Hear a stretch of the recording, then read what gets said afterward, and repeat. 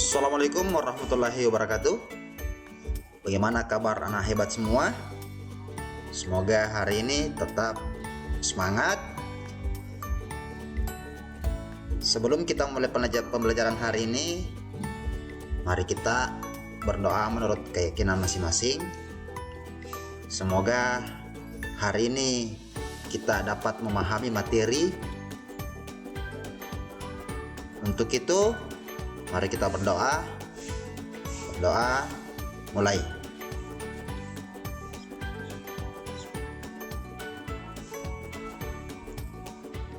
Selesai.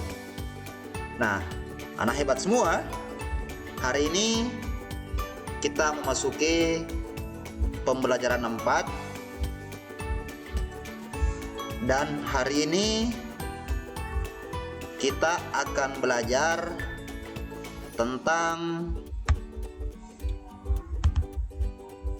pembelajaran yang memuat muatan pelajaran Bahasa Indonesia dan PKN. Adapun tujuan pembelajaran kita hari ini adalah setelah pembelajaran ini selesai, nanti ada teks laporan yang dibacakan oleh Kak Syarif. Anak hebat semua mampu menemukan ide pokok dengan benar. Dan yang kedua adalah anak hebat semua diharapkan mampu menemukan 3 contoh pelaksanaan sila keempat Pancasila dalam kehidupan sehari-hari dengan benar. Nah, Ananda semua masih ingat pelajaran kemarin tentang nilai-nilai sila keempat Pancasila? Tentu ini tidak asing lagi bagi anak hebat semua. Dalam kehidupan sehari-hari kita sering menjumpai penerapan nilai sila-sila Pancasila. Nah, sila keempat menjadi pedoman dalam menyelesaikan masalah yang menyangkut kepentingan bersama. Jadi penerapan sila keempat ini kita aplikasikan dalam kehidupan keluarga, di lingkungan sekolah maupun dalam lingkungan masyarakat. Itu terkait dengan pengambilan keputusan yang nantinya akan diambil secara musyawarah untuk mencapai mufakat atau kesepakatan. Dalam sila keempat ini dijelaskan atau diharapkan mampu kita aplikasikan supaya dalam pengambilan keputusan kita tidak membawakan atau tidak mementingkan kepentingan pribadi atau kepentingan golongan. Jadi semua yang diputuskan itu diharapkan melalui cara musyawarah untuk mencapai mufakat. Bagaimana anak hebat semua?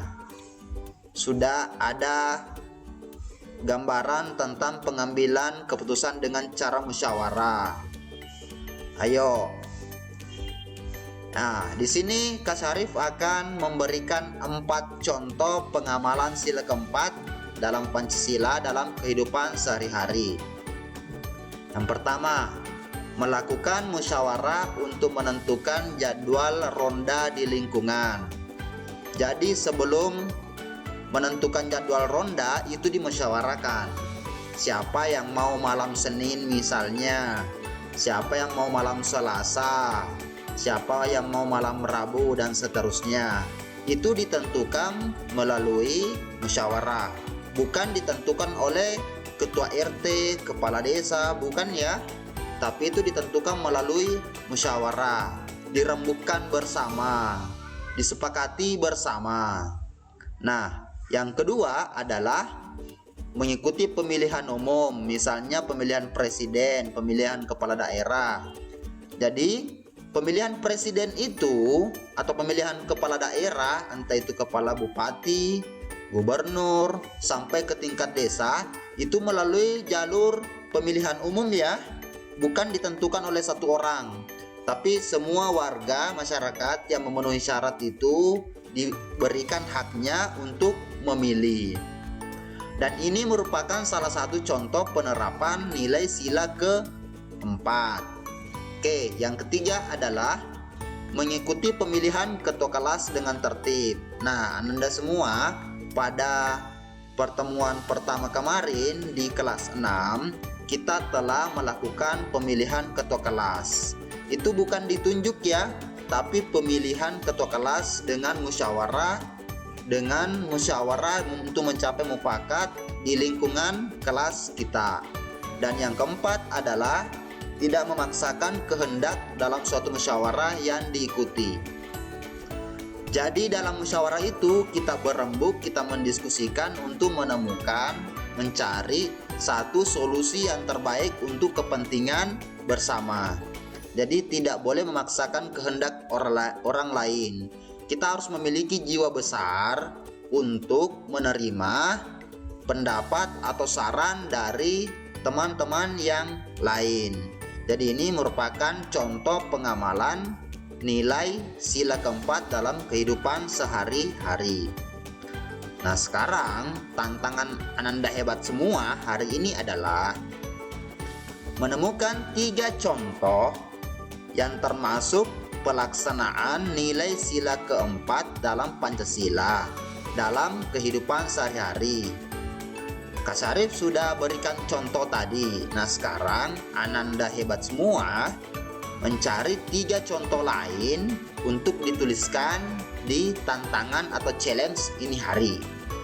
Tantangan ini semoga bisa ditaklukkan ya. Ya, oke. Ananda menulis di bukunya tentang 3 contoh pelaksanaan nilai sila keempat dalam kehidupan sehari-hari. Untuk lihat contohnya, silahkan lihat kembali di slide sebelumnya. Anda menemukan 3 contoh yang lain ya. Oke. Dan untuk muatan pelajaran bahasa Indonesia, Anda semua dari pembelajaran kemarin sudah mempelajari bagaimana tekniknya menemukan fakta atau ide pokok dalam teks laporan. Yang pertama masih ingat apa yang kemarin? Cara menemukan ide pokok, membaca dengan seksama. Terus apa lagi? Ayo. Yang kedua adalah mencatat kata kunci atau hal-hal penting dalam sebuah paragraf. Dan yang ketiga adalah, ada yang masih ingat? Yang ketiga adalah merumuskan atau membuat ide pokok dari kata-kata kunci yang telah ditemukan. Teks laporan memuat informasi penting yang disajikan dalam bentuk fakta atau data. Bagaimana cara menemukan ide pokok dalam satu paragraf? Kita bisa menggunakan kalimat tanya sebagai pembantu yang bisa membuat kita lebih mudah mencari ide pokok. Kalimat tanya apa yang dimaksud? Kalimat tanya yang dimaksud adalah kalimat tanya apa. Silahkan ketemukan kata kunci apa yang bisa ditanyakan di dalam paragraf tersebut, apa yang bisa diketahui. Di mana? Berarti menanyakan tempat.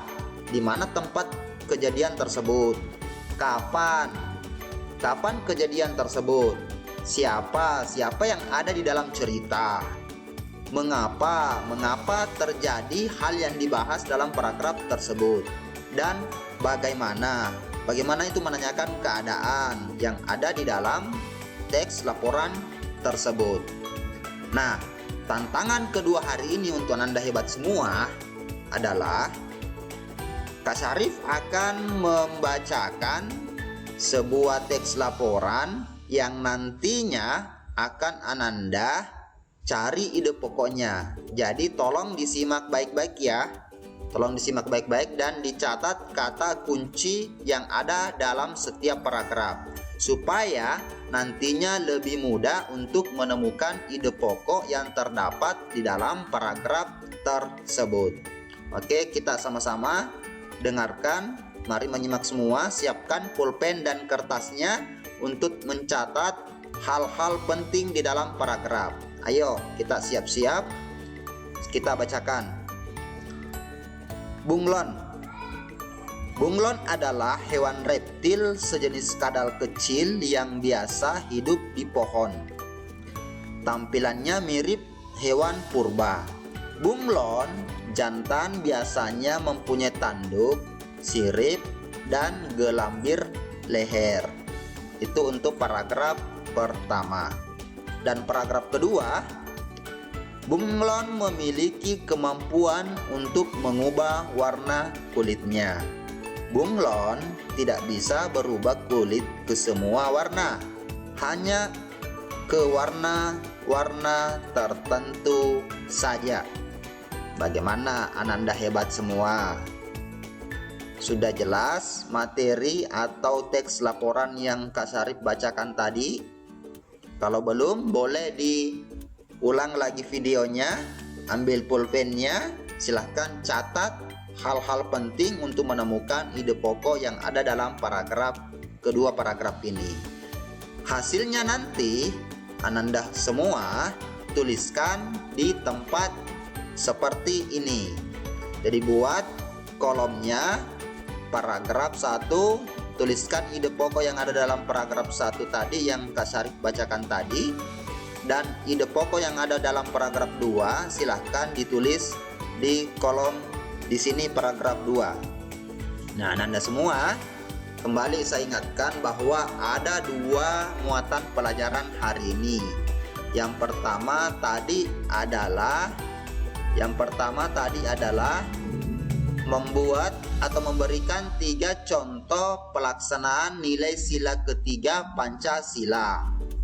Yang contohnya sudah ada di atas. Coba lihat di atas, ini contohnya. Oke. Yang kedua adalah menemukan ide pokok yang ada di dalam paragraf 1 dan paragraf 2.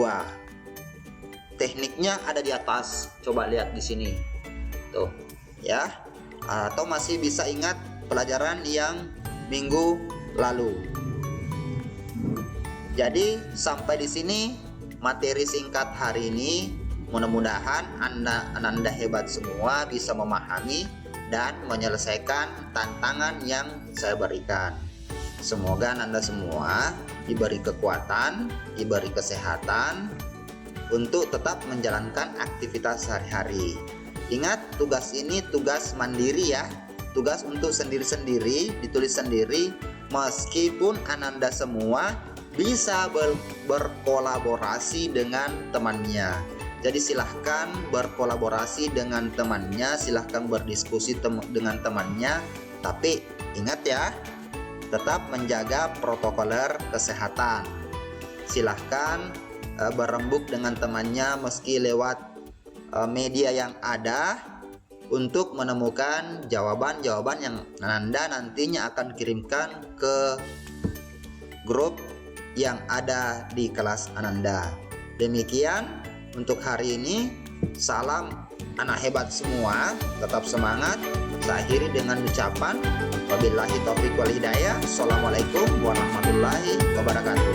Semangat anak hebat.